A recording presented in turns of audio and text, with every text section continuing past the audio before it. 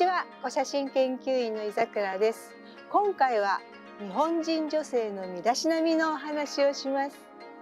洗髪から髪結い、そして化粧をご紹介します。第10話、化粧、どうぞご覧ください。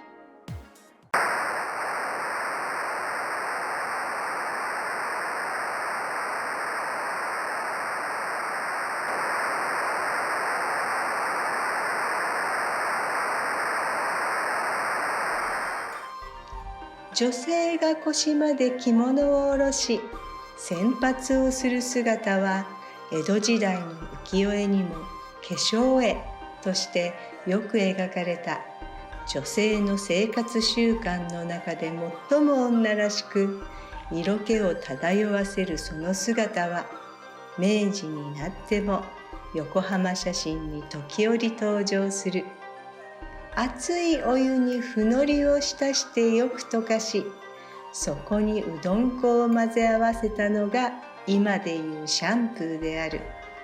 髪にすりつけよく揉んで熱いお湯で洗い流す。最後に水ですすげば油や匂いがきれいに落ちて髪にツヤが出たという。女性の洗髪は月に 1,2 度するだけで、長い黒髪を垂らすのはその時だけだった。明治4年に男性のちょんまげを切る断髪令が布告され、短髪に洋服姿は文明開化のシンボルとなる。それに触発された数名の女性が長い黒髪を切ったが、世論はそれを許さない。翌年には女性の断髪禁止令が出されるほどだった。女性の長い黒髪には神聖的な価値観があったのかもしれない。明治16年に明治政府が外国人との社交場として鹿鳴館を建てた。ドレスを着て舞踏会に行く女性たちの間では、日本髪を洋風にアレンジした夜会巻きや側髪、上げ巻きといった手入れが簡単で自分で言うことができる髪型が流行した。しかし、それは上流階級の話である。庶民にはなかなかできなかった。写真の女性たちは、江戸時代に未婚の町娘たちに流行した島田曲げかと思われる。それでも明治時代の日本髪は江戸時代と比べると小さく引き詰められ、控えめな形になったという。中央の少女が言われているのは唐人曲げだろうか。唐人曲げは幕末から明治に裕福な家庭の10代の娘に流行った髪型のようである。こちらは束ねた髪をくるくると上で巻いた上げ巻きを結った横浜の遊女たちだろうか。左の女性が手ぬぐいで首を拭き襟洗いをしている。襟洗いをするのは首に塗ったおしろいや髪からついた油を落とすためで、寝る前か化粧をする前にした。江戸時代は